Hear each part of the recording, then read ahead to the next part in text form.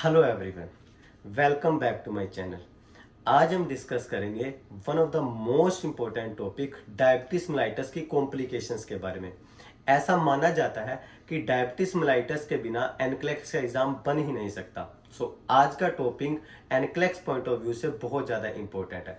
आज हम डिस्कस करेंगे diabetic ketoacidosis and hyperglycaemic hyper osmolar non ketonic syndrome यानी कि HHNS के बारे में। आज मैं आपको दोनों का कंपैरिजन बताऊंगा, दोनों में जो सेम फीचर है वो बताऊंगा और दोनों का ट्रीटमेंट है वो बताऊंगा। बेसिकली स्टूडेंट्स क्या होते हैं, कंफ्यूज हो जाते हैं कि कौन सा DKA है और कौन सा HHNS है। आज हम डिटेल में डिस्कस करेंगे with their treatment. Talking about first, पहले मैं बात करूंगा डायबिटिक कीटोएसिडोसिस के बारे में, फिर हम डिस्कस करेंगे HHNS के बारे में। Talking about diabetic ketoacidosis, mainly जो डायबिटिक कीटोएसिडोसिस होता है ये होता है टाइप 1 डायबिटीज मेलाइटस में। टाइप 1 डायबिटीज मेलाइटस को हम क्या बोलते हैं, इंसुलिन डिपेंडेंट डायबिटीज मेलाइटस। अब इसमें होता क्या है, बिकॉज ऑफ एनी रीजन, ये बेसिकली छोटी एज में हो जाता है, छोटे बच्चों को होता है। बिकॉज ऑफ एनी रीजन जो बच्चे की जो पैनक्रियाज है वो इंसुलिन बना ही नहीं रही, मतलब इस कंडीशन में टाइप 1 डायबिटीज मेलाइटस में इंसुलिन होता ही नहीं है, इसलिए हम इसे बोलते हैं इंसुलिन डिपेंडेंट डायबिटीज मेलाइटस। यानी कि पेशेंट की जो बॉडी है टोटली एक्सटर्नल इंसुलिन पर डिपेंडेंट है, हमें हर टाइम बाहर से इंसुलिन देनी होती है। टाइप 1 डायबिटीज मेलाइटस में हम ओरल हाइपोग्लाइसेमिक ड्रग्स नहीं दे सकते, इसमें ओरल हाइपोग्लाइसेमिक ड्रग बिल्कुल काम नहीं करेंगी, क्योंकि ओरल हाइपोग्लाइसेमिक ड्रग्स किस कंडीशन में देते हैं, टाइप 2 में, जिसमें हमारे सेल्स रेजिस्ट हो जाते हैं इंसुलिन के लिए। बट इस कंडीशन में तो इंसुलिन ही नहीं है, तो हमें डायरेक्टली इंसुलिन ही देनी पड़ती है। अब टाइप 1 डायबिटीज मेलाइटस है बच्चों को टोटली इंसुलिन पर डिपेंड है। अब इन केस बच्चे ने किसी भी रीजन की वजह से इंसुलिन नहीं ली, अब बच्चा इंसुलिन नहीं लेगा तो उसकी जो स्टमक में, जो उसके गट में हमारा ग्लूकोज रिच फूड है उसका मेटाबॉलिज्म नहीं होगा, क्योंकि इंसुलिन के बिना ग्लूकोज का मेटाबॉलिज्म नहीं हो सकता। अब अगर ग्लूकोज का मेटाबॉलिज्म नहीं होगा, glucose is the first source of energy for my body. मेरी बॉडी का सबसे पहला सोर्स क्या है एनर्जी का, ग्लूकोज। मैं अपनी जो डेली एक्टिविटी दिन की कर पाता हूँ, खेल पाता हूँ, पढ़ पाता हूँ या किसी को पढ़ा पाता हूँ, दैट इज बिकॉज ऑफ, वो मुझे एनर्जी कहाँ से मिल रही है, ग्लूकोज से। और ग्लूकोज कब काम में आता है, जब हमारी बॉडी में इंसुलिन हो। टाइप 1 डायबिटीज मेलाइटस में पेशेंट की बॉडी में इंसुलिन ही नहीं है, पेशेंट ग्लूकोज ले रहा है बट वो ग्लूकोज किसी काम का नहीं है, वो मेटाबॉलिज्म नहीं हो पा रहा उस ग्लूकोज का। पेशेंट की बॉडी में बहुत ज्यादा ग्लूकोज बढ़ जाएगा, ब्लड में बहुत ज्यादा ग्लूकोज बढ़ जाएगा क्योंकि वो यूटिलाइज नहीं हो पा रहा, बट पेशेंट की बॉडी को एनर्जी नहीं मिलेगी। अब हमारे वाइटल्स ऑर्गन को तो एनर्जी चाहिए ना अपना रोज का काम करने के लिए। हमारे वाइटल ऑर्गन या हमारी बॉडी क्या करेगी, एनर्जी का सोर्स शिफ्ट करेगी। पहले वो क्या कर रही थी, ग्लूकोज से एनर्जी ले रही थी। इस कंडीशन में जब इंसुलिन है ही नहीं तो इस कंडीशन में फैट पर शिफ्ट कर लेगी। अब फैट्स को डाइजेस्ट करेगी, उससे एनर्जी प्रोड्यूस करेगी। एनर्जी तो प्रोड्यूस हो जाती है, बट प्रॉब्लम क्या है, फैट का जो एंड प्रोडक्ट है that are ketones in nature. जब फैट्स का ब्रेकडाउन होता है तब हमारी बॉडी में कीटोन्स बहुत ज्यादा रिलीज होते हैं, and these ketones are highly acidic in nature. जब हमारे कीटोन्स का ब्रेकडाउन होता है तो हमारी बॉडी में एसिड की प्रोडक्शन बहुत ज्यादा हो जाती है।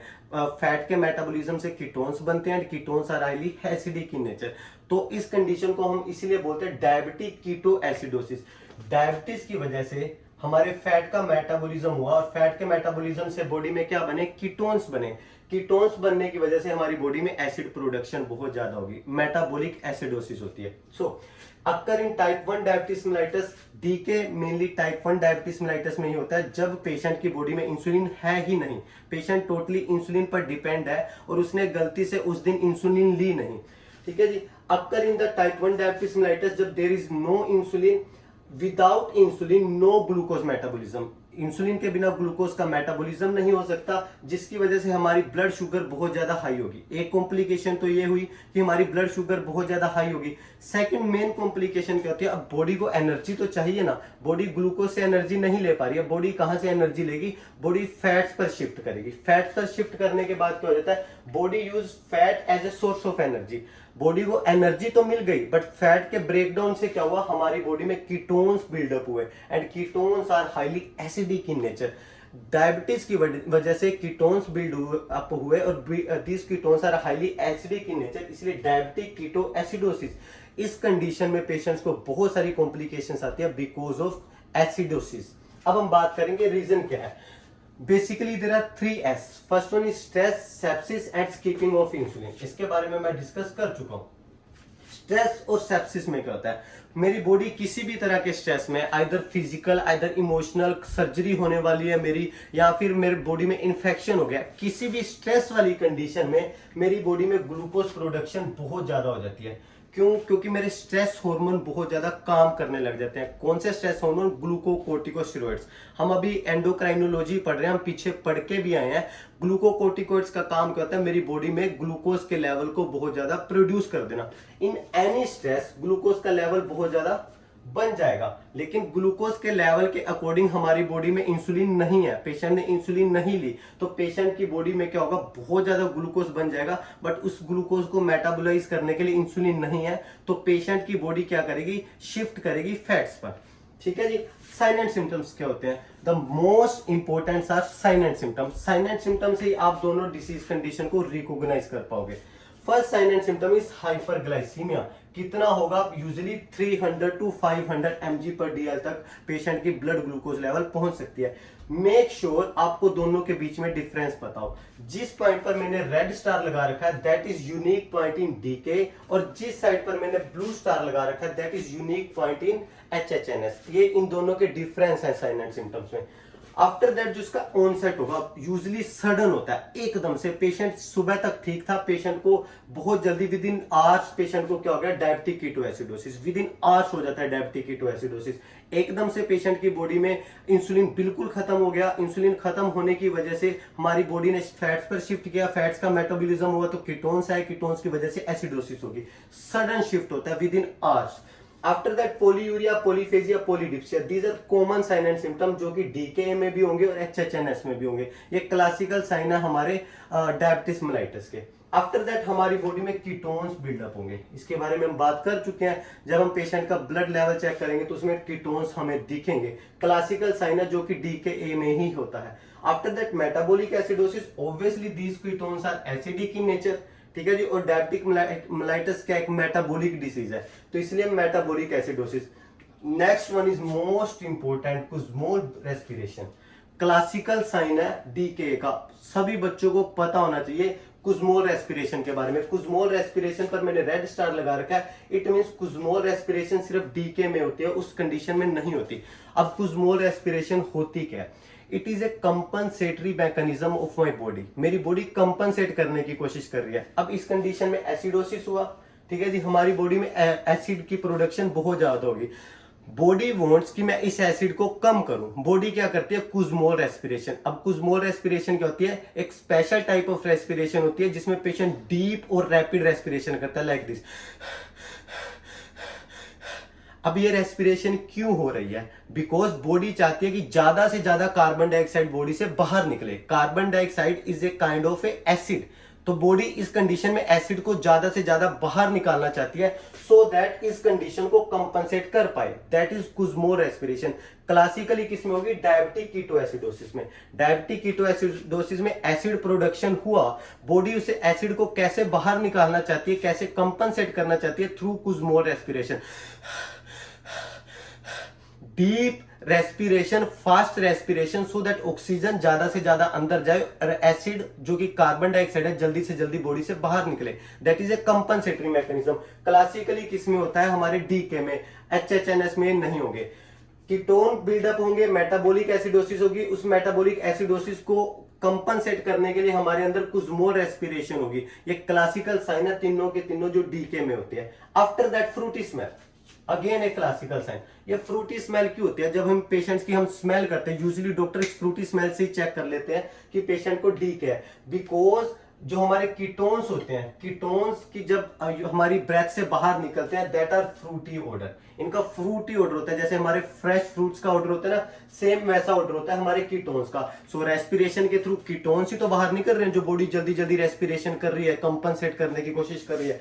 फ्रूटी ऑर्डर होगा, क्लासिकल साइन है किसका? डीके का। आफ्टर दैट नोजिया और वोमिटिंग होगी, ऑब्वियसली मेटाबॉलिक डिसऑर्डर है, पेशेंट की बॉडी में कीटोन्स बहुत ज्यादा बिल्डअप हो गए, एसिड बिल्डअप हो गए, तो हमारी बॉडी से क्या होगा? वोमिटिंग और नोजिया होगा। ओस्मोलैरिटी क्या होगी? हाई ओस्मोलैरिटी। अब इसका मतलब क्या है? मेरा जो ब्लड है उसमें बहुत ज्यादा ग्लूकोज मिल गया। ग्लूकोज मतलब कि काइंड ऑफ शुगर। जैसे हमारा शहद होता है ना, एक नॉर्मल पानी और शहद में कितना फर्क होता है गाढ़ेपन का, इस तरह से हमारा खून क्या हो जाएगा, इतना गाढ़ा हो जाएगा इस कंडीशन में, high osmolarity. After that abdominal pain, classical sign है डीके का। एब्डोमिनल पेन एचएचएनएस में नहीं होता। एब्डोमिनल पेन सिर्फ किस में होगा, डायबिटिक कीटोएसिडोसिस में। So these are the differentiate sign and symptom जो कि आपको पता होना चाहिए। ऑनसेट हमेशा सडन होगा, कीटोन बिल्डअप होंगे, मेटाबॉलिक एसिडोसिस होगा, कुस्मोल रेस्पिरेशन होगा, फ्रूटी ब्रेथ होगी और एब्डोमिनल पेन होगा। ये क्लासिकल साइन है जो कि सिर्फ इसमें होता है। अगर आपको क्वेश्चन में कहीं पर ऐसे साइन एंड सिम्टम दिखे, सो मेक श्योर आपको रिकॉग्नाइज कर देना डायबिटिक कीटोएसिडोसिस को। After that what are the treatment of diabetic ketoacidosis. सबसे पहले हमारी प्रायोरिटी क्या होती है, 0.9% नॉर्मल सलाइन देना। अब 0.9% नॉर्मल सलाइन से होगा क्या, फर्स्टली नॉर्मल सलाइन क्या करेगा, मेरे जो ब्लड की ऑस्मोलैरिटी इतनी हाई हो गई है, जो चाशनी जैसा, जो शहद जैसा मेरा खून बन गया है, उसको थोड़ा पतला करेगा। बिकॉज फ्लूइड्स हमारी बॉडी में जाएंगे, वोमिटिंग की वजह से हमें डिहाइड्रेशन हो गया है, उसे भी कंपनसेट करेंगे 0.9% नॉर्मल सलाइन। आफ्टर दैट हम मान के चलते हैं कि 0.9% normal saline are kind of basic in nature, ये थोड़ी सी एसिडोसिस को भी कम करेंगे। दो काम करते हैं, but with IV regular insulin, साथ के साथ हम आईवी रेगुलर इंसुलिन भी चलाएंगे, क्योंकि हमारा ग्लूकोज का लेवल कितना पहुंच गया है, 300 to 500, हमें इसे कम करना है। तो हम 0.9% नॉर्मल सलाइन के साथ आईवी रेगुलर इंसुलिन देंगे। कब तक देंगे, जब तक पेशेंट का ग्लूकोज लेवल 250 से अबव है। अगर 250 से अबव है तो सेम है ट्रीटमेंट जाएगा। Priority treatment is 0.9% normal saline with IV regular insulin. मैं आईवी इंसुलिन की बात कर रहा हूं, सबक्यूटेनियस की नहीं, मेक श्योर आपको पता हो। आफ्टर दैट जब मेरा इस ट्रीटमेंट के बाद मेरा ग्लूकोज लेवल आ गया 250 से नीचे, अब मेरा लाइन ऑफ ट्रीटमेंट चेंज हो जाएगा। मैं क्या दूंगा, व्हेन ग्लूकोज लेवल बिलो 250, अब हम एज्यूम करके चलते हैं कि ये जो कीटोन्स थे ना, ये हमने कर दिए ठीक। ये कैसे ठीक कर दिया, इंसुलिन दे दिया। अब इंसुलिन देने के बाद ग्लूकोज का मेटाबॉलिज्म स्टार्ट हो गया, दोबारा से ग्लूकोज का ब्रेकडाउन फिर से स्टार्ट हो गया। अब बॉडी फिर से शिफ्ट हो गई ग्लूकोज के ऊपर, अब ग्लूकोज को एज एनर्जी यूज कर रही है, जैसा कि पहले फैट को कर रही थी। तो अब हम मान के चलते हैं कि जब ग्लूकोज का लेवल 250 से नीचे आ गया, तो हमारी बॉडी ने क्या कर दिया, अब कीटोन्स रिजोल्व हो गया, हमारी बॉडी वापिस से ग्लूकोज पर, अपना एनर्जी सोर्स पर शिफ्ट हो चुकी है। सबक्यूटेनियस इंसुलिन देंगे इस कंडीशन में। पहले हम आईवी इंसुलिन देते थे, अब सबक्यूटेनियस इंसुलिन देंगे। बट कैसे देंगे, इन 4.5 नॉर्मल सलाइन, 4.5% नॉर्मल सलाइन में, वहां पे 0.9% नॉर्मल सलाइन में दे रहे थे, अब 0.45% नॉर्मल सलाइन में देंगे विद 5% डेक्सट्रोज। अबे डेक्सट्रोज क्यों दे रहे हैं हम पेशेंट को, डेक्सट्रोज इटसेल्फ है शुगर। इस कंडीशन में तो ऑलरेडी हमारी ब्लड शुगर बहुत ज्यादा है, फिर हम शुगर क्यों दे रहे हैं।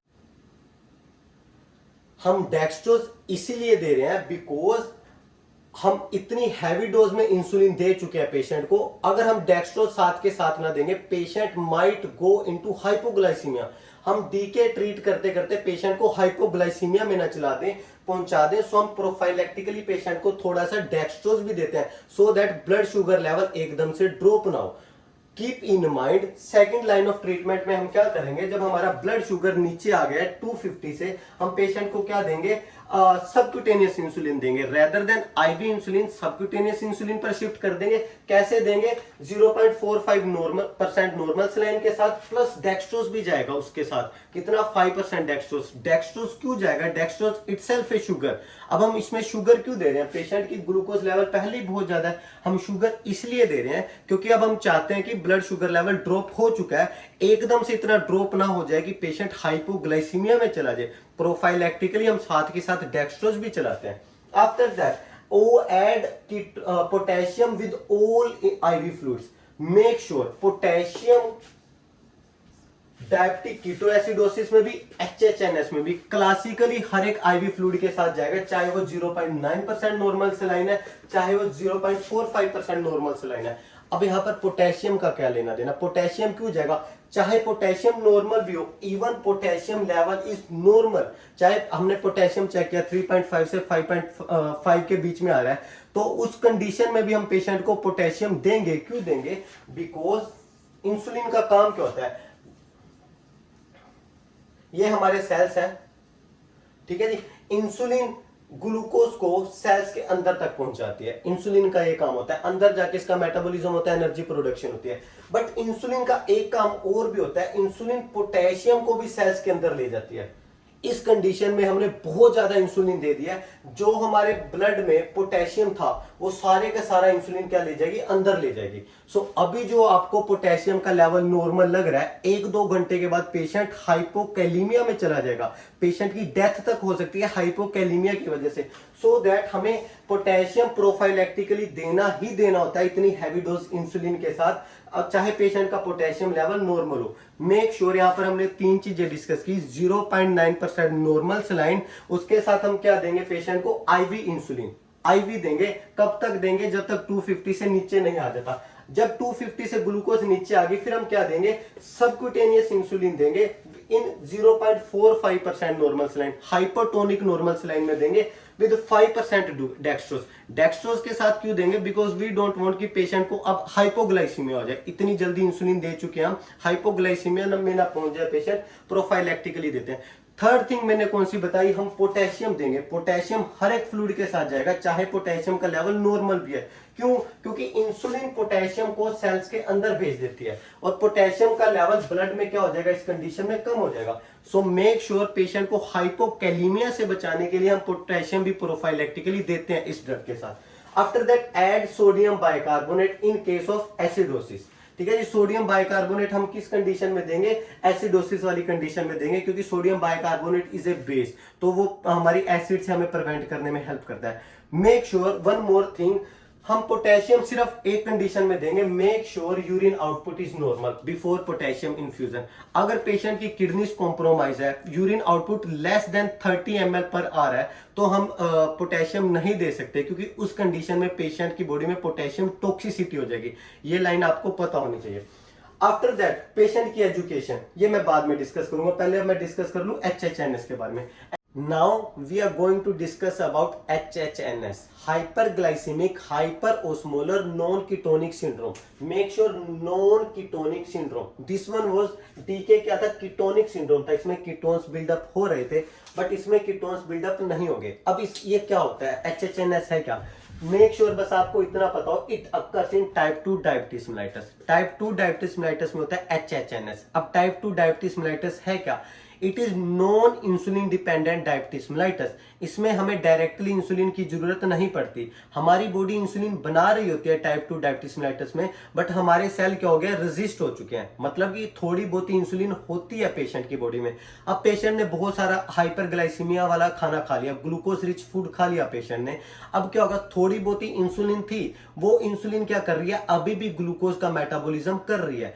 बॉडी का अभी भी प्राइमरी सोर्स क्या है, ग्लूकोज ही है। बॉडी ने अपने आप को शिफ्ट नहीं किया फैट्स के ऊपर, अगर फैट्स के ऊपर शिफ्ट नहीं करेगी तो कीटोन्स प्रोड्यूस नहीं होंगे, कीटोन्स प्रोड्यूस नहीं होंगे तो हमारी बॉडी में एसिडोसिस नहीं होगा। इस कंडीशन में क्या होता है, बिकॉज ऑफ सिंपली हमारी बॉडी में ग्लूकोज लेवल बहुत ज्यादा बढ़ गया, बट विदाउट एसिडोसिस। एसिडोसिस क्यों नहीं हुआ, because little insulin is present. इस कंडीशन में थोड़ी बहुत इंसुलिन प्रेजेंट होती है, बट इस कंडीशन में तो no insulin, there was no insulin. Insulin ना होने की वजह से फैट्स पर गई बॉडी, बट इस कंडीशन में इंसुलिन था, तो फिर अभी भी प्राइमरी सोर्स ऑफ एनर्जी क्या, ग्लूकोज ही है। ग्लूकोज का तो कोई भी एंड प्रोडक्ट कीटोन नहीं होता, तो इस कंडीशन में कोई भी ऐसे वाला साइन एंड सिम्टम नहीं होगा, ना ही कीटोन बिल्डअप होंगे, ना ही मेटाबॉलिक एसिडोसिस होगा, ना ही कुछ स्मॉल ब्रीदिंग होगा। मेक श्योर आपको ये बात पता हो। कॉजेज क्या है, स्ट्रेस, सेप्सिस या फिर ओल्डर क्लाइंट। क्लासिकली ये ओल्डर क्लाइंट्स में होता है, ये यंग क्लाइंट्स में होता है। After that sign and symptom क्या है, hyperglycaemia, sugar more than 600 mg पर DL, क्लासिकल साइन है। इसमें क्या था, अप टू 500 mg DL, इसमें क्या था, मोर देन 600 mg पर DL। ऑनसेट क्या, ग्रेजुअल होगा,